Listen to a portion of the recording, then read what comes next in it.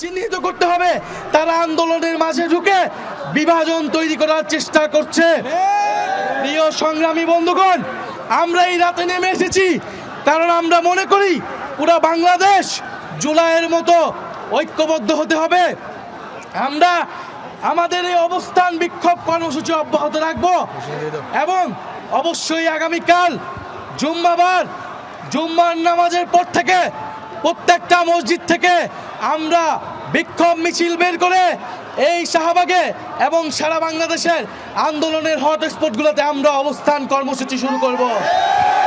এই ইনকিলাব ইনকিলাব, মুজিববাদ মুজিববাদ, দিল্লি না ঢাকা, ভারতীয় আগ্রাসন রুখে দাও জনগণ, ক্ষমতা না জনতা,